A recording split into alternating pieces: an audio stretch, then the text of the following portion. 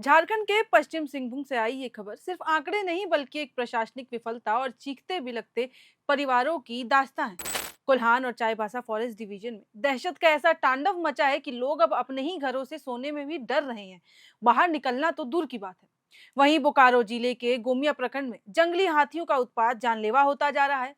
ताजा मामला महुआटान थाना क्षेत्र के गांगपुर गांव से सामने आया है, जहां हाथी ने कई लोगों की जान ले ली। दरअसल यहां शुक्रवार की देर रात हाथियों का एक झुंड अचानक गांव में घुस जाता है और एक घर पर हमला कर देता है। और हमला इतना अचानक होता है कि इससे पहले कि वहां मौजूद लोग अब कुछ समझ पाए, अपनी जान बचा पाते, हाथी ने एक ही परिवार के दो सदस्यों को कुचल कर मार डाला।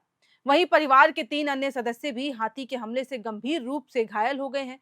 घायलों को आनन फानन में नजदीकी अस्पताल में ले जाया गया, जहां उनकी स्थिति अभी भी गंभीर बनी हुई है।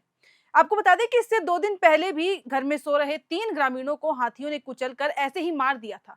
इस तरह बीते 3 दिनों के भीतर इस एरिया में, इस क्षेत्र में हाथियों के हमले इतने ज्यादा हो गए हैं कि 5 लोगों ने अपनी जान गंवा दी। हालांकि हाथियों के हमलों की ये कोई पहली घटना नहीं है। साल शुरू के साथ ही ह्यूमन एलिफेंट कॉन्फ्लिक्ट भी चरम पर पहुंच गया। झारखंड के अलग अलग एरिया में हाथी के उत्पात से कई लोगों की जान चली गई और हाथियों के हमले से लगातार हो रही मौतों के कारण अब ग्रामीणों में भी वन विभाग के प्रति भारी नाराजगी नजर आ रही है, आक्रोश नजर आ रहा है। लोगों का कहना है कि हाथियों के मूवमेंट की सही जानकारी नहीं दी जा रही है और सुरक्षा के पुख्ता इंतजाम नहीं हो रहे हैं। झारखंड के गुमला जिले के 5 गांव में हाथियों के हमले से ऐसे ही लोगों की सुरक्षा और उनकी जान को लेकर कई सवाल सामने आ रहे हैं, जिसके मद्देनजर निषेधाज्ञा भी लागू कर दी गई। एक अधिकारी ने शनिवार को ये जानकारी दी कि उनके अनुसार इन ग्रामीण इलाके में 18 हाथियों का एक झुंड घुस रहा है। उन्होंने बताया है कि गुमला के अनुमंडल अधिकारी द्वारा भारतीय नागरिक सुरक्षा संहिता यानी कि बीएनएस की धारा 163 के तहत जारी निषेधाज्ञा 30 जनवरी से 15 फरवरी तक भरनो थाना क्षेत्र के सूपा, मालगांव, मोरगांव, बूढ़ीपाट और महुआ टोली गांवों में प्रभावी हो गए। गुमला के डीएफओ इस मामले में कहते हैं कि लोग हाथियों के झुंड के आसपास जानबूझ के पहुंच जा रहे हैं, जिससे मानव हाथी संघर्ष की आशंका और ज्यादा बढ़ने लगी है। लोगों को हाथियों के पास जाने से रोका जा रहा है। हम पूरी कोशिश कर रहे हैं, लेकिन उसके बावजूद लोग बात नहीं मान रहे हैं और वहां हाथियों को देख के मौजूद हो जा रहे हैं, जिसकी वजह से और भी ज्यादा लोगों की जान जा रही है। आपको बता दें कि शुक्रवार से लागू जो निषेधाज्ञा है, उसके बावजूद लोग ये समझने को नहीं तैयार हो रहे हैं कि उनका हाथी के पास जाना या उनको हाथी के पास मौजूद रहना भी उनके लिए खतरे की बात है। एक ये भी कारण है जिसकी वजह से हाथी आक्रामक होकर इनके ऊपर हमला कर रहा है। हालांकि इसी को देखते हुए प्रशासन से निषेधाज्ञा लगाने का आग्रह किया गया था, जो शुक्रवार से लागू भी कर दिया गया। आदेश के अनुसार जिन इलाकों में जंगली हाथियों का झुंड मौजूद है, वहां 5 या उससे अधिक लोगों के इकट्ठा होने पर पाबंदी है। सड़कों पर भी उनको एक साथ खड़े होने की मनाही है। इसके अलावा प्रतिबंधित क्षेत्रों में लाइसेंसी हथियार या फिर फायरी चीजें या फिर विस्फोटक सामग्री ले जाने पर भी प्रतिबंध लगा दिया गया है। उनका कहना है कि भरनो क्षेत्र से रांची, गुमला और लोहरदगा के लिए रास्ते निकलते हैं और हाथियों का झुंड जो है इन्हीं मार्ग से आना जाना कर रहा है।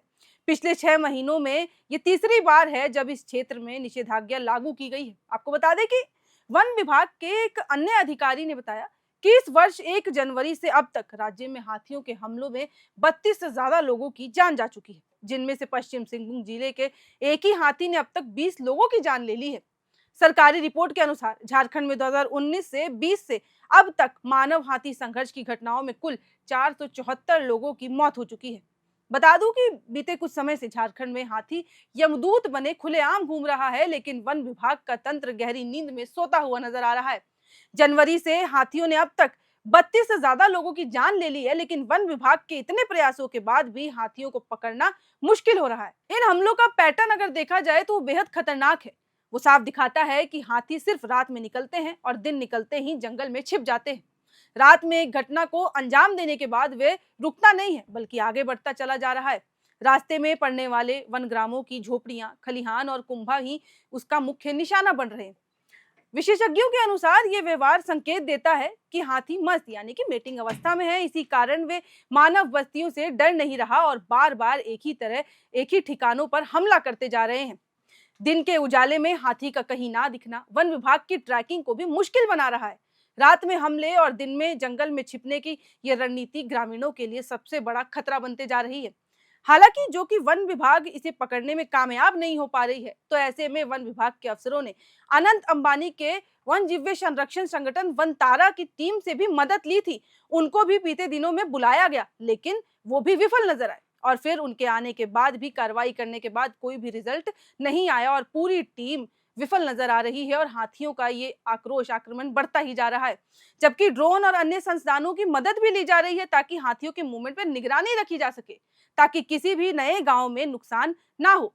फिलहाल हाथी के हाटगमरिया रेंज के सियालजोड़ जंगल में होने की सूचना मिली थी। प्रशासन ने भी ग्रामीणों से रात में घरों से बाहर निकलने के लिए मना कर दिया गया था और आश्वासन दिया कि वो जल्द से जल्द हालात को बेहतर बनाने की कोशिश करेंगे और हाथियों को रोकेंगे। हालांकि आपको बता दें कि झारखंड में 25 लोगों की मौत की जब खबर सामने आई थी, तो सरकार ने एलिफेंट इमरजेंसी की घोषणा भी कर दी थी। पश्चिमी सिंहभूम और हजारीबाग जैसे जिलों में तो जंगली हाथियों के झुंड और अलग थलग पड़े दांतेदार हाथियों ने ग्रामीण इलाकों में कहर बरपा रखा था और इसको देखते हुए अलर्ट भी जारी कर दिया गया था। और ये कहानी हम तब से ही सुन रहे हैं जब से ये सिलसिला शुरू हुआ, लेकिन इसमें कार्रवाई क्या हुई अब तक इसका कुछ पता नहीं चला। पश्चिमी सिंहभूम में हालात वैसे ही बने हुए हैं। एक सप्ताह में 16 लोगों की मौत दर्ज की गई और अब ये सबसे ज्यादा प्रभावित इलाका बन चुका है, जिसमें बच्चे और महिलाएं भी शामिल हैं। दर्जनों लोग घायल हैं। ग्रामीणों में भय का माहौल है और वे वन विभाग से नियमित गश्त, हाथियों को जंगल की ओर खदेड़ने और सुरक्षित आवास की लगातार मांग कर रहे हैं। उनका कहना है कि वन विभाग की मदद समय पर नहीं मिल पा रही है और वन विभाग के अधिकारियों के मुताबिक एक हाथी अपने झुंड से अलग होने के बाद बहुत गुस्सैल हो गया है और वही हाथी इतने लोगों को अब तक मार चुका है। हर दिन करीब 30 किलोमीटर तक हालांकि उसके बावजूद गश्त की जा रही है, लेकिन कुछ नहीं हो पा रहा। चाईबासा और कोल्हान के क्षेत्र की बात करें तो हाथी ने तांडव मचा रखा है। उसने प्रशासन की नींदें तक उड़ा दी हैं। वन विभाग की तमाम कोशिशें नाकाम हैं। आपको बता दूं कि ये वही हाथी है जिसकी खबर हमने पहले भी आप लोगों के साथ साझा की थी और अब वन विभाग के लिए ये किसी बड़ी चुनौती से कम नहीं रह गया है, क्योंकि ये हाथी रेस्क्यू टीमों को बार बार चकमा दे रहा है। इसे पकड़ने के लिए आईएफएस के अधिकारी, 100 से ज्यादा वन कर्मी, 60 सदस्यीय क्विक रिस्पांस टीम यानी कि क्यूआरटी और 40 फॉरेस्ट गार्ड तैनात कर दिए गए। 12 विशेषज्ञों की टीम 3-3 ट्रैंक्विलाइज गन लेकर जंगल की खाक छान रही है, लेकिन हाथी की अनयूजुअल एक्टिविटीज ने हर रणनीति को विफल कर दिया है। लेकिन सवाल अभी भी यही उठता है कि आखिर इतने मुस्तैदी, इतनी टीम के बावजूद हाथी को पकड़ने में इतनी विफलता कैसे हो रही है। यही नहीं, झारखंड वन विभाग इसमें अकेले नहीं है, बल्कि उड़ीसा, बंगाल की टीम्स, यहाँ तक कि वनतारा से भी मदद ली गई है, लेकिन उसके बावजूद हाथियों को पकड़ने में मुश्किलाहट आ रही है और लोग इसकी वजह से काफी ज्यादा मुश्किलों का सामना कर रहे हैं, क्योंकि रिजल्ट वही कि इतना कि लोगों की मौत की संख्या बस बढ़ते जा रही है। वन विभाग या प्रशासन की ओर से कोई भी कामयाबी सामने नहीं आ रही है और हाथी के कारण मौत की संख्या बढ़कर अब 31 से भी ज्यादा हो गई है। फिलहाल हजारीबाग से लेकर कोल्हान तक प्रशासन हाई अलर्ट पर है। हमने आपको बताया था कि हमर हाथी 2.0 ऐप और 24 घंटे चलने वाले कंट्रोल रूम भी जारी कर दिए गए हैं, लेकिन उसके बावजूद कुछ नहीं। उपायुक्त शशि प्रकाश सिंह तो मुआवजे की भी बात कर चुके हैं। उन्होंने निर्देश दे दिए हैं कि जितने लोगों के साथ हाथी का कॉन्फ्लिक्ट हुआ है उन लोगों की मदद की जाए, उनको मुआवजा दिया जाए। लेकिन अब लोग ये सवाल करने लगे हैं कि मुआवजा कब तक और कंट्रोल रूम क्या काफी है। आज चाईबासा के 30 गांव क्योंकि दहशत के साए में जी रहे हैं। अनंत अंबानी के वनतारा से लेकर बंगाल और उड़ीसा की टीमें हाथियों को काबू करने में जुटी हैं, लेकिन हर बार निराशा ही हाथ लग रही है। तो हमें ये समझना होगा कि ये समस्या सिर्फ एक हाथी को पकड़ लेने भर से खत्म नहीं होगी, क्योंकि सवाल ये है कि आखिर हाथी इतने खूंखार कैसे हो रहे हैं। अधिकारियों का क्योंकि मानना है कि हाथी मदमस्त है और एक नेचुरल फेज में है, जिसकी वजह से वो ये सब कर रहा है, क्योंकि इस दौरान उसको कुछ समझ नहीं होती है। उसके सामने जो भी आता है वो उस पर हमला कर देता है, चाहे वो इंसान हो, चीज हो या फिर कोई भी वस्तु, उसको कोई समझ नहीं है। और ऐसी स्थिति आमतौर पर 2-3 महीने तक रहती है, जिसके बाद जानवर का व्यवहार खुद नॉर्मल हो जाता है। लेकिन सवाल ये है, बात यहाँ ये आती है कि इस हिसाब से देखा जाए तो 3 महीने पूरे होने में तो अभी भी 1 महीना बाकी है।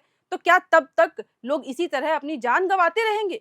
क्योंकि ये पहली बार है जब कुछ हाथियों ने इस एरिया में इतना उत्पाद मचा रखा है, इतनी बार हमले हुए हैं। ये तो कुछ है, लेकिन झारखंड में अगर देखा जाए तो 550 से 600 हाथी मौजूद हैं। इनमें 2 मुख्य ग्रुप हैं, जो कि छोटा नागपुर और पश्चिमी सिंहभूम में है। तो ऐसे में लोगों की सुरक्षा क्या है? आखिर ऐसे में वन विभाग क्या कर रही है और लोग कितने सुरक्षित हैं उन एरिया में? क्योंकि हाथियों के हमलों का दूसरे जिलों पर भी अब गंभीर असर नजर आ रहा है। हाथियों ने घर और फसलों के बर्बाद करने के बाद अब लोगों पे अपनी नजर डाल रखी है।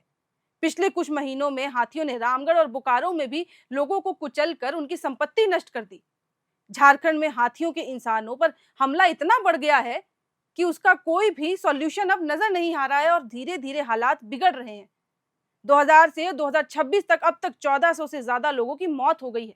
600 से ज्यादा लोग गंभीर हुए और जैसे हालात हैं, विशेषज्ञों का तो ये भी मानना है कि 2026 में ये संख्या और भी ज्यादा बढ़ जाएगी।